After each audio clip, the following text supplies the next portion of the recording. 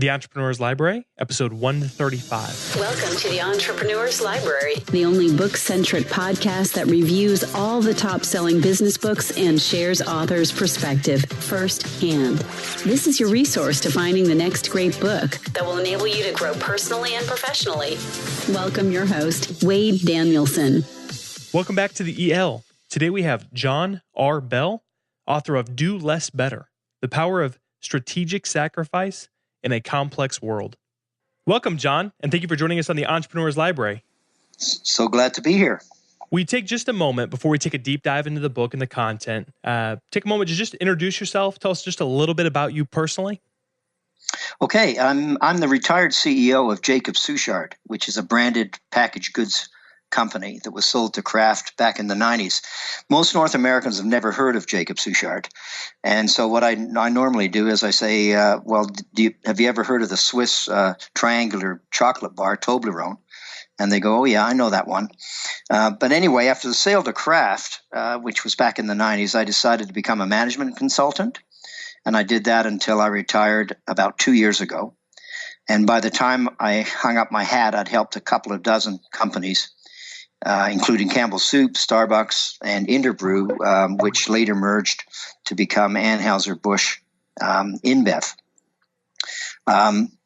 So that's a little bit about me. I love to write. I've written a historical fiction novel, and I'm still trying to get that published. And I still like to play games such as golf and tennis. Okay. Very good. So thank you, first of all, for sharing that. Now let's jump right into your book, Do Less Better, which I think is a fantastic title, by the way, but which was made available for purchase basically in January of this year, so just a couple days ago. Mm-hmm. And John, we're going to move quickly, but we're here to cover the top questions that our listener/future reader would like to get answered. And the first one is, what was the inspiration behind writing Do Less Better? You know, it happened a long, long time ago. Earlier in my career, I was faced with the challenge of turning around a near bankrupt company. It was a company that was mired in complexity. They had too many products, they had too many brands, too many categories, and a lot of Me Too items. In other words, there wasn't a competitive advantage to any of them. So by closing or selling the majority of the brands, we trimmed that company down to a shadow of its former self. We decided that we were going to be an expert in one category, and at the time that happened to be coffee. And by focusing on coffee and nothing else, we were able to swim out of the raging river of red ink. We called that means to the end the do less better strategy. I'll describe that as the opposite of doing more with less or even doing more with more. I mean, some companies, they increase their investments, they increase their employment to do more and more. Others try to do more with less. In other words, fewer people. We bought into the idea of doing less better, and that whole idea stayed with me for the rest of my career. So when I became a consultant, I saw a similar pattern of unnecessary complexity in both troubled and successful businesses. And I think today business complexity has reached pandemic proportions, and there's never been a greater need for simplicity and focus. So where there's a problem, there must be an opportunity, and I felt there was a problem there. So I wrote the book on how to cut through the complexity clutter. We're in a world where big keeps getting bigger, and almost everyone is stuck in the paradigm of doing more and more. If you have scale, you don't necessarily have to do less better, but it would improve business in my view. And if you don't have scale, do less better is your only option. In other words, it's a great strategy for any David facing the cloud of a Goliath. So, John, we're trying to help people. This goes right along with what you were just saying. We're trying to help people, read less better, though. And the fact that you and I talked before that there's, there'll be so many books that come out each year on entrepreneurship, and we're trying to help them wade through the masses. So this next question is to help with that. What makes your book different from others regarding the same or similar topic? Well, it's certainly not the first book on focus, and nor will it be the last. But I think the element that separates it from the rest is how people can successfully cut through complexity and achieve focus. The how is the ability to make tough strategic choices. So if you look at it, one can say we've got a dozen product categories, but we're only going to worry about two of them. That's all well and good, and that is focus, and a leader can probably do well with that modus operandi. What I'm saying is get rid of the other 10. Go with two. Do not allow anything else to divert your attention. And sometimes, especially when a transformation is required, such as it is at Penny or Hewlett-Packard, some very tough strategic choices are made. I think there's a difference between tough strategic choices and tough strategic sacrifices. And I do point this out in the book. The tough strategic choices are about the business, but tough sacrifices are about you because they make you do something that you don't really want to do. And they're the ones that claw at your emotions and they rob you of sleep. They sober your disposition. They can heighten your stress, and they can choke your patience on the little things in life.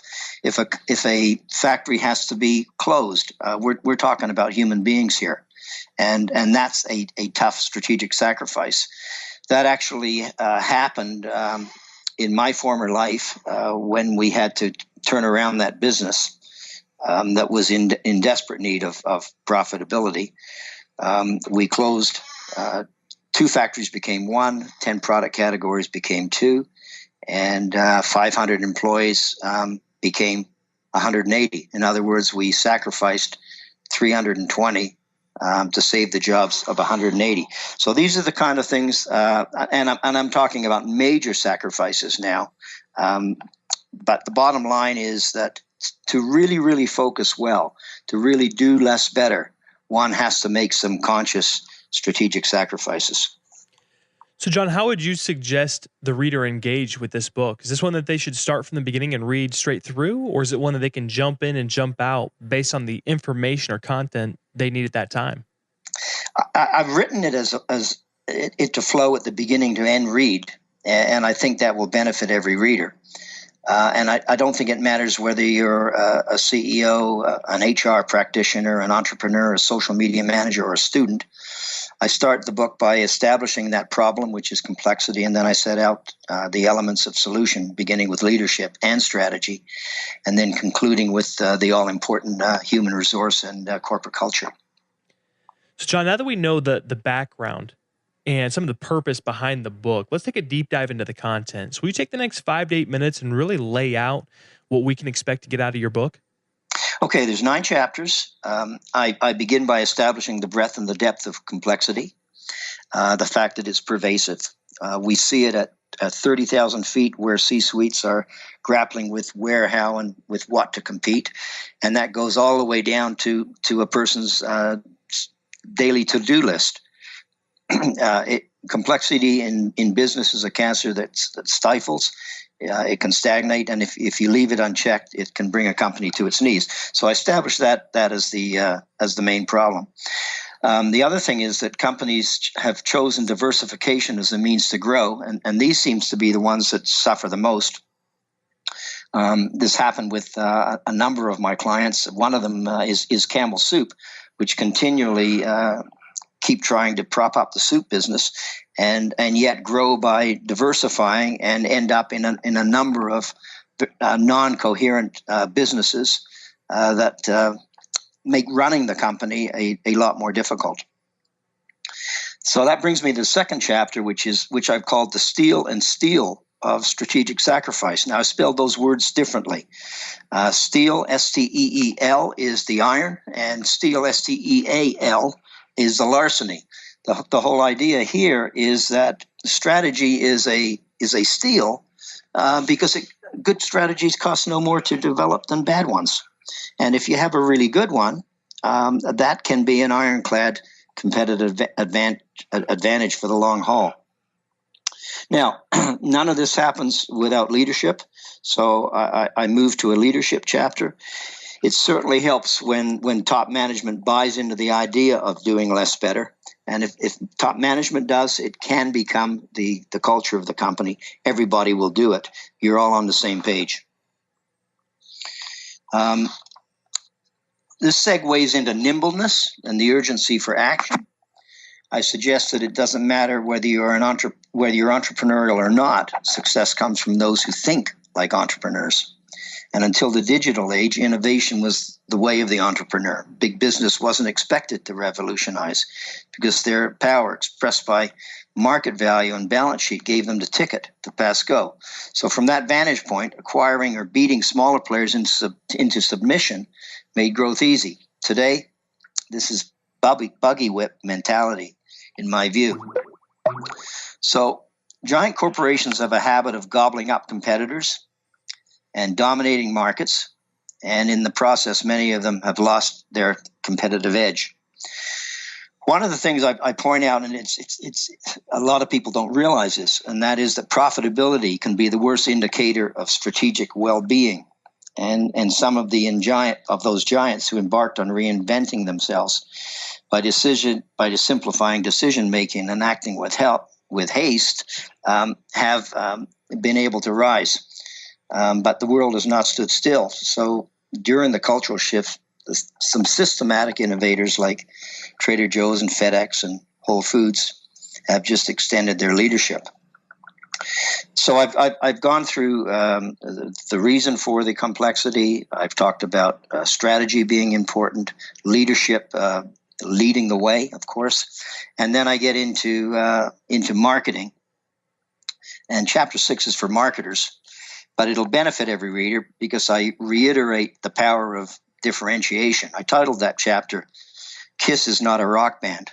And I'm sure most of your listeners know that KISS stands for keep it simple. And if you don't, you're considered stupid. If you want differentiation, you have to ask yourself this question: what am I prepared to sacrifice to get it? You have to be prepared to give up a benefit or two or three. So the drums of KISS continue to beat in this complex world. And those who embrace it are the winners. And we all know promising service is easy. We hear airlines, cable providers, telecom firms, and credit card companies promise it all the time. Do they deliver it? Not many. But in my view, marketing prospers with insight, and effective marketing can be the cultural glue that binds every department and every employee to the vision. That leads into branding, which everyone knows is big business today. And my chapter honors those who do it well and explains why others have lost their way.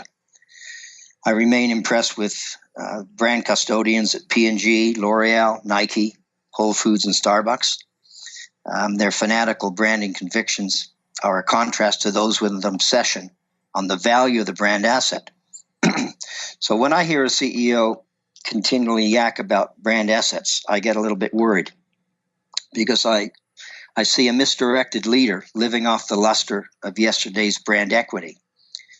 These folks are known to endorse a wackadow in the media and endorse the proliferation of their brand names into unrelated categories. And that's bad because confusion is difficult for consumers and customers to understand the real purpose of the brand.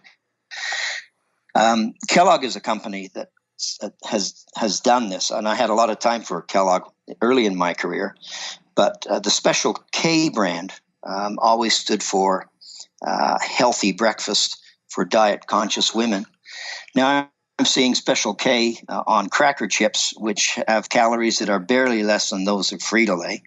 I see Special K on flatbread breakfast sandwiches, which may have 40% less calories than the McDonald's version, but it's still a whopping load of fat and cholesterol. So that's a company living off the brand asset rather than building it.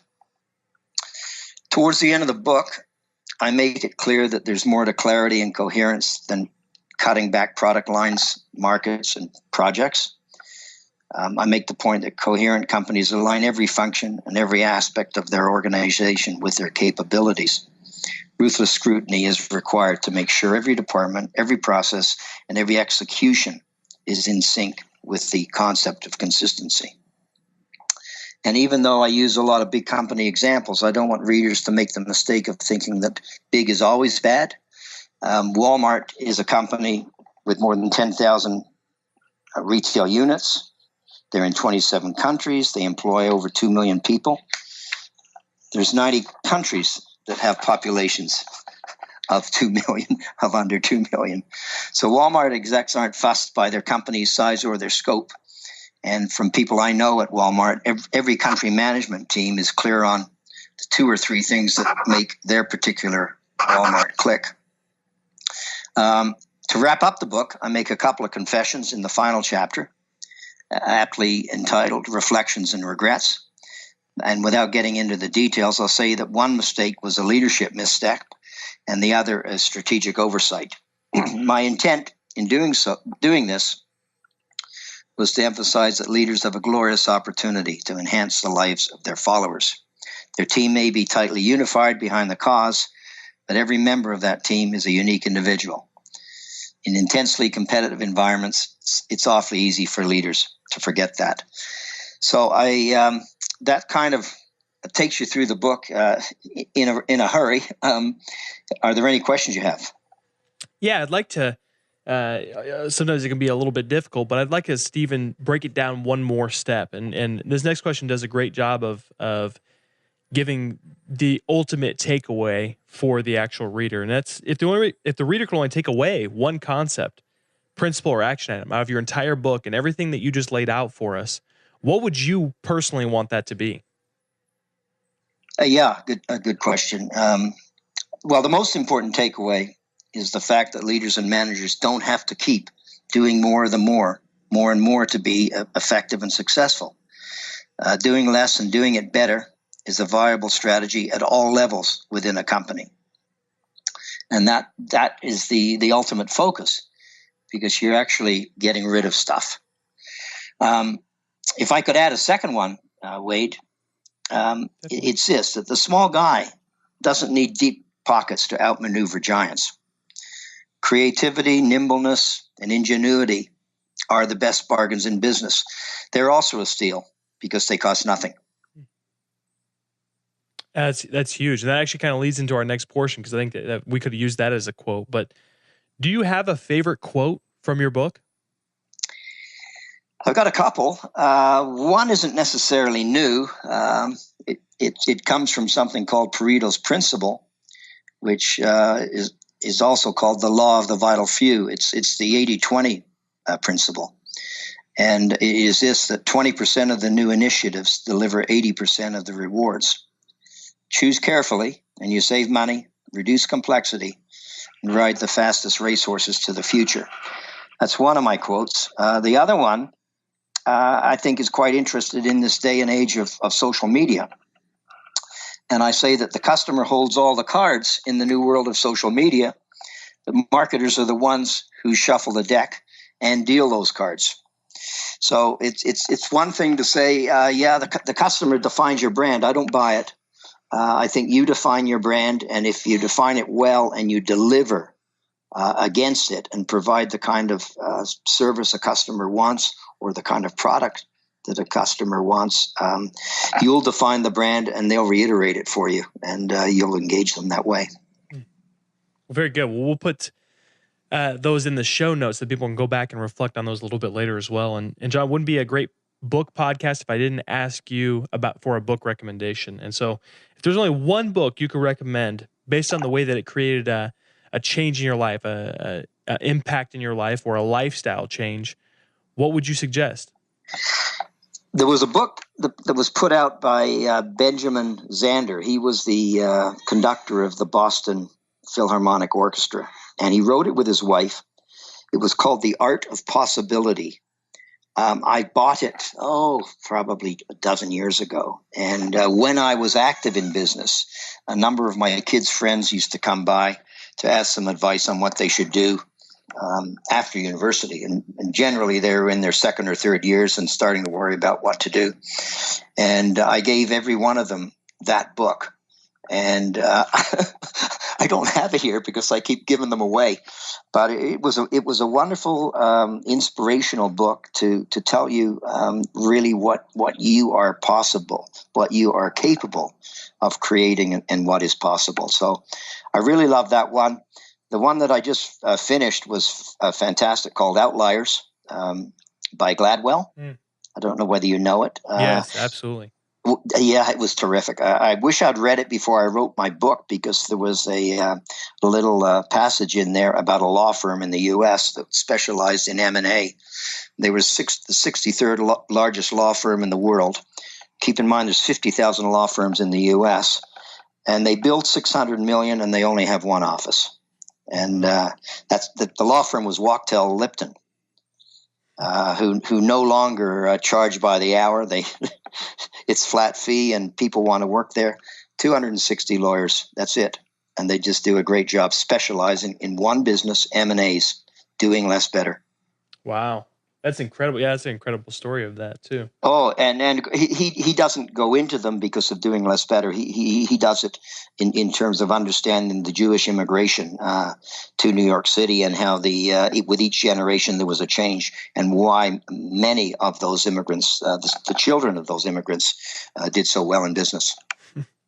That's excellent. I loved that book as well. That's a great recommendation. I appreciate that first one too, because we haven't had that recommended to this date just yet. So, but John, before we depart, can you recommend the best way for our listeners to not only get more information on you, but also your book, Do Less Better? Yeah, sure. I created a website, www.dolessbetter.ca. And in there, they can download a free chapter, the introductory chapter, to get an idea of the book. And then they can also read a little bit more about it and where they can get it. It's available at all the online booksellers. Perfect. Well, John, thank you so much for coming on today and sharing your book with us. Wade, a pleasure to be with you, and all the best to your listeners. Thanks again for listening in today. If you'd like more information on John or his book, Do Less Better, check out the show notes at the elpodcast.com. And if you'd like to win or have an opportunity to win this book, you can become a VIP, again, at the homepage, which is the elpodcast.com. Looking for your next book idea? Head over to the elpodcast.com, where Wade shares his amazing resource, the top 10 business books recommended by over 500 entrepreneurs, with you for free. That's the elpodcast.com. Till the next time, keep it on the EL.